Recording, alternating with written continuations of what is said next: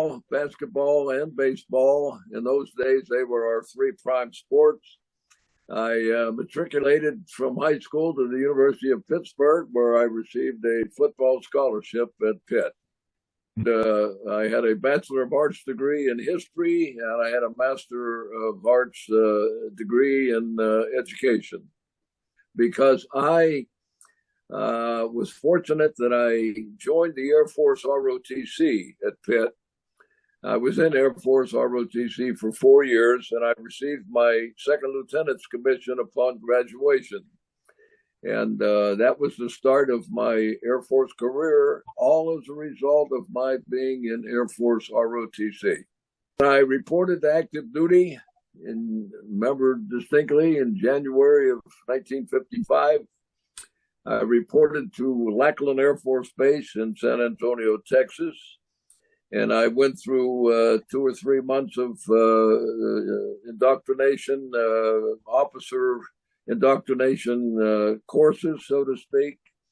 And then I was assigned to Parks Air Force Base in Oakland, California, to what was known then as the Air Defense School. It was a 3-month school. It was a top secret school. And upon graduation of that particular school, you were awarded the AFC of an air policeman. And when I graduated from Air Base Defense School at Parks Air Force Base, I received orders to report to Torrejon Air Force Base in Spain. I thought that would be nice. Well, within a few days after receiving my orders, a fax came down from Bowling Air Force Base in Washington, D.C., indicating that the orders have been revoked, and I am being assigned to Bowling Air Force Base in Washington, D.C. I first was made aware of the revoking of my initial orders to Spain. I was kind of down a little, so to speak, because I was inwardly looking forward to assignment in Spain. But I didn't know what was ahead of me at Bowling. I did know this, that the reason I was being assigned to Bowling Air Force Base is, at that time, Bowling Air Force Base was the Air Force's representative football team. The Air Force Academy had not yet come into existence. So Bowling Air Force Base was the Air Force's representative football team, a worldwide representative, so to speak. In fact, 10 of our starting 11 players at Bowling for the time frame that I reported had already played a year in the National Football League. That's how loaded we were, so to speak. So I was selected. They had a system where at Bowling Air Force Base, through their personnel department, they kept their eye on who was coming out of college, who they thought would be outstanding football players to play at Bowling. And I happened to be in that category without my knowledge. And I was assigned to Bowling, and here I am now at Bowling, reporting in, not knowing other than I was sent there to play football. I still had to have a primary duty, and I didn't know yet what that primary duty was. We played other service football teams, primarily the Army and the Marines, Quantico, Camp Lejeune, and 2 or 3 other Air Force teams and Army teams, Fort Hood and others. And every one of those teams that we played were in the same category as we were at Bowling. They were loaded up with college football players, and some of them already professional football players, and they were sent to their respective Army and Marine posts with the express purpose of playing football, just as we were brought to Bowling to represent the Air Force. So we played competition that was equivalent to our basic playing personnel. And it was tough football. A football field that held about 12 to 15,000 people, really, and every Saturday it was sold out. The football field was right at Bowling Air Force Base. In fact, we were so recognized as the Air Force's representative team. All of our games were televised, and we received as much attention to our football game results as the Washington Redskins did in Washington. We had the same sports page coverage as they did. In fact, at that time, General Curtis LeMay, who was Air Force General, and General Twining, who was the Air Force Chief of Staff, wherever they were around the world, which they were many times, they always flew in every Saturday to watch us play. And that's how our football team was held in such high esteem throughout the Air Force. Once the Air Force Academy came in 1959, then football at bowling disappeared. When I reported into bowling, I naturally had a sense of apprehension about what my duty assignment would be, because even though we were brought there to play football, we still had to have primary duty assignment. That was our main purpose as Air Force officers. And I was assigned with an Air Police AFC to the Air Force Honor Guard. And at first, I was taken back, not knowing the full magnitude of the cherished expressions by Air Force personnel for the Air Force Honor Guard at bowling. They were the Air Force best, so to speak. And when I gradually began to find that out, I felt honored that I was assigned to be in the Air Force Honor Guard. And from the moment I checked in and signed in as a Air Force Honor Guard guardsman, so to speak, I was caught up in it, and I was elated, and I was ready to go. And my duty probably revolves around the Honor Guard mission. And the Honor Guard mission was to represent airmen to the American public and the world, and to protect the standards and perfect the image and preserve the heritage of the Air Force Honor Guard. In order to do that, to fulfill that mission, we were responsible for a multitude of ceremonies. Arlington Cemetery, and one of our responsibilities in the Air Force Honor Guard at bowling was to interact with the old guard, who were responsible out of it's a combination now of Fort Myer, Fort McNair. They're joined together now. And we were always involved many times, numerous times a year, with joint ceremonies at the Tomb of the Unknown Soldier, primarily with a number of wreath dedications. There was always some dignitary coming into Washington, D.C., who they wanted to bestow an honor upon, presenting a wreath at the Tomb of the Unknown Soldier, and that involved the Honor Guard having to be there.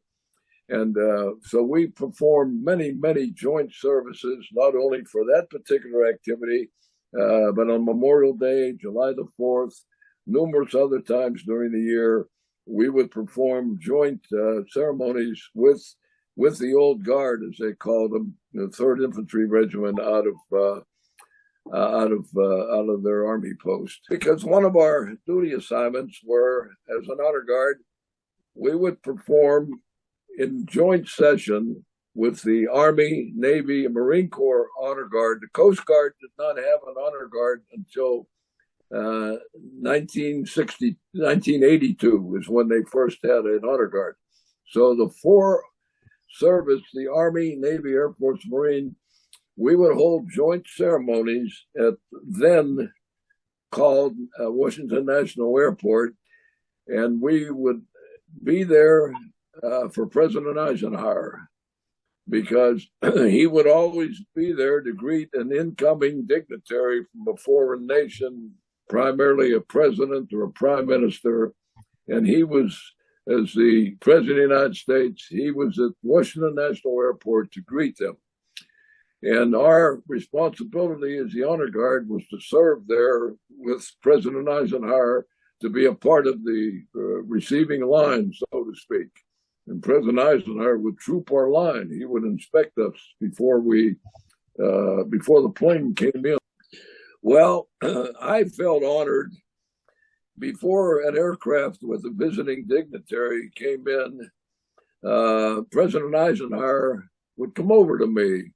He would be a few feet away, and he would say to me, "Good morning, Lieutenant. How are you?" I said, "Fine, sir." He'd say, "It's a beautiful day, isn't it?" I said, "Yes, sir." And we would have some informal chat for 5-7 minutes. And I did that numerous times because we pulled, 50, 100 of those ceremonies over a 2.5 year period. And I didn't realize what that led to, those conversations with the President of the United States. Because I'm in our honor guard office at Bowling one day, and our commander called me in and said, "Bill, we just had a phone call. You might be interested in this from the Department of Defense." It was 1956. President Eisenhower was ready to be inaugurated for a second term. And they said the Department of Defense said that President Eisenhower recommended that you be the officer in charge of a enlisted man cordon around the presidential box at the Mayflower Hotel. Well, what I found out was the case.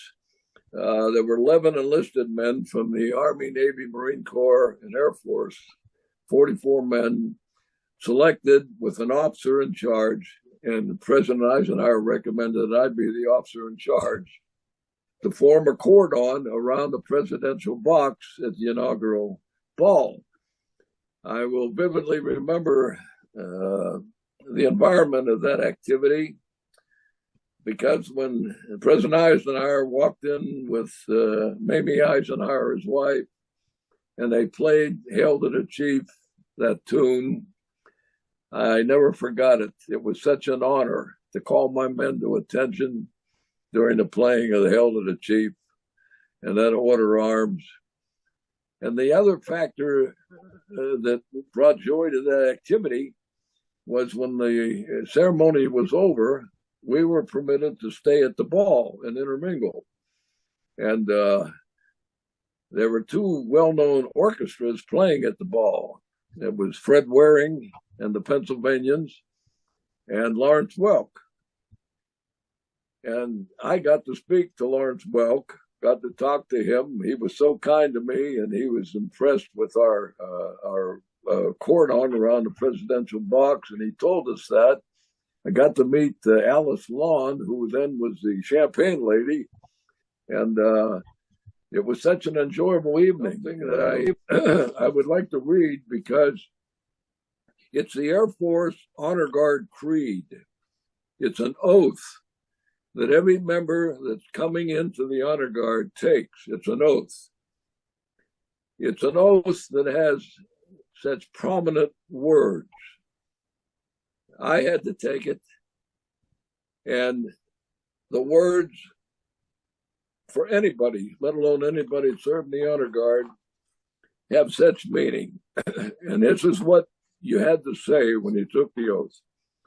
"I am a proud member of the United States Air Force Honor Guard, handpicked to serve as a member of the Honor Guard. My standards of conduct and levels of professionalism must be above reproach, for I represent all others in my service. Others earned the right for me to wear the ceremonial uniform, one that is honored in a rich tradition and history. I will honor their memory by wearing it properly and proudly.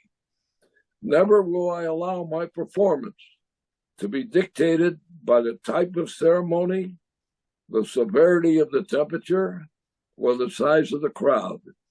I will remain superbly conditioned to perfect all movements throughout every drill and ceremony.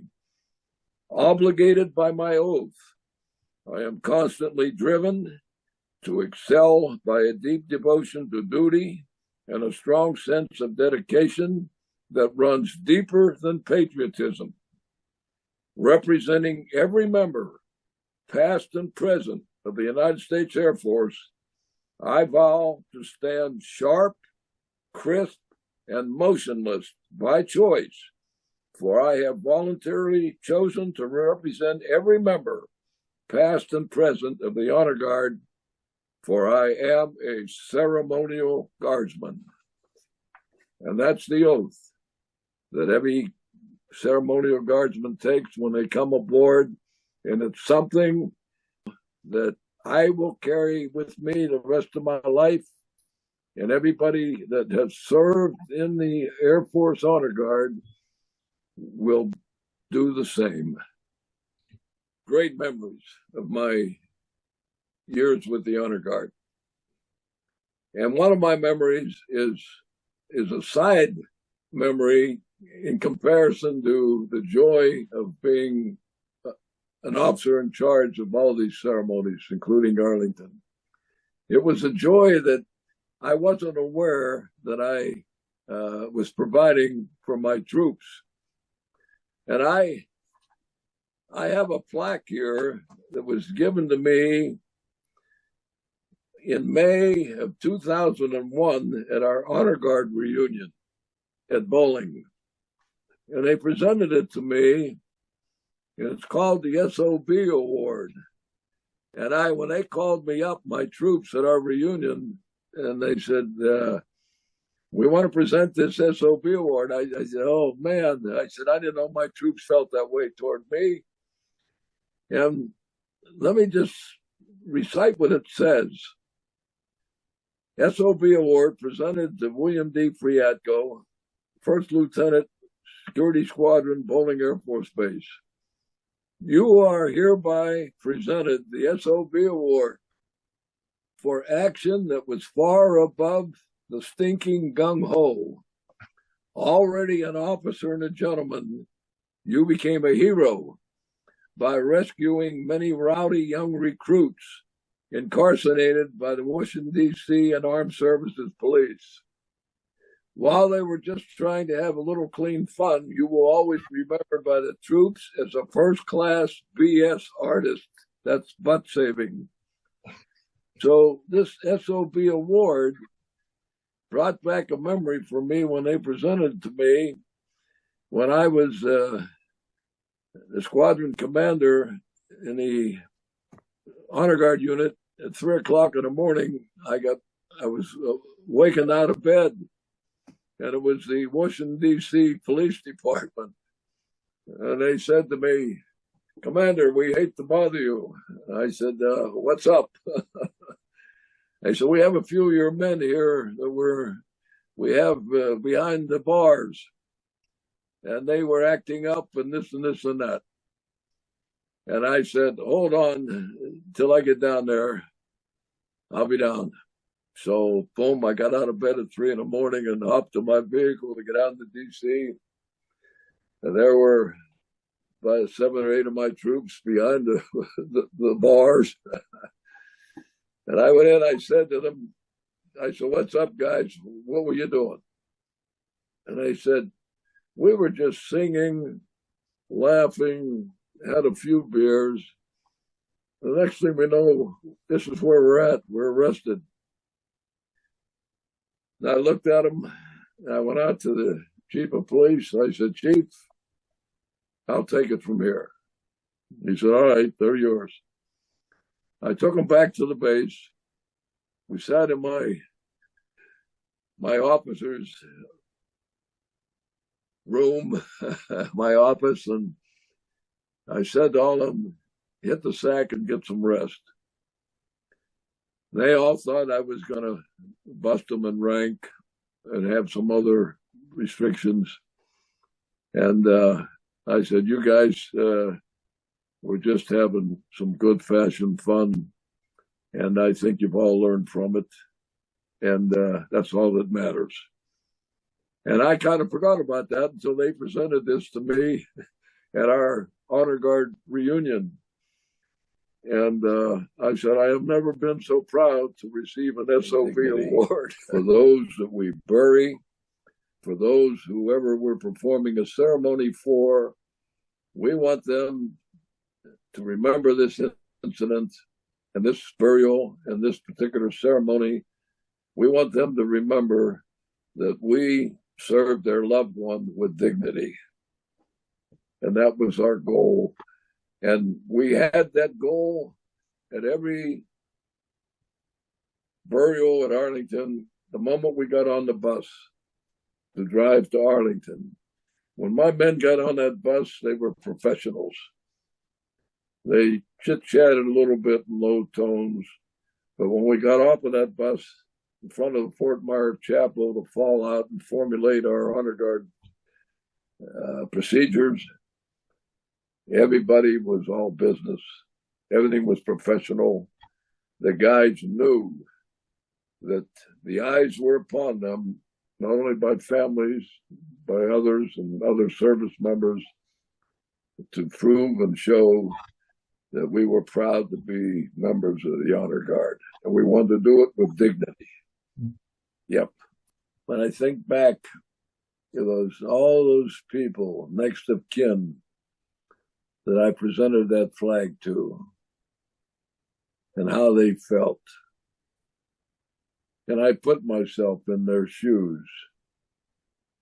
I can remember one funeral was an Air Force captain that got killed flying a kite with his little boy.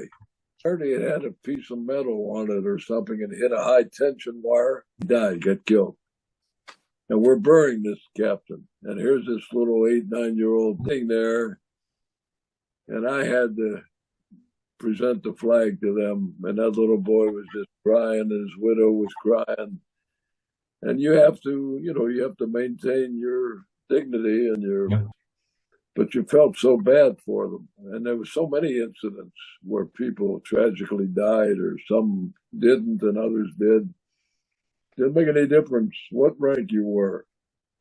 General, a one-stripe airman, the same feeling, the same degree of professionalism, of dignity afforded to them, no matter what their rank was. And they remembered that. Yep. I have been blessed in life to be a part of different organizations with different types of missions, different type of responsibilities, whether it was in the athletic field as a player in the NFL, as a high school or college football coach, an athletic director, working in administrative positions in the field of education. So many elements of that type of profession gave me great satisfaction and great joy, but nothing, all of those activities combined does not equal the joy and the honor of being an Air Force officer in the United States Air Force Honor Guard and to be a part of numerous funerals and numerous ceremonies. It's something that I will carry with me forever.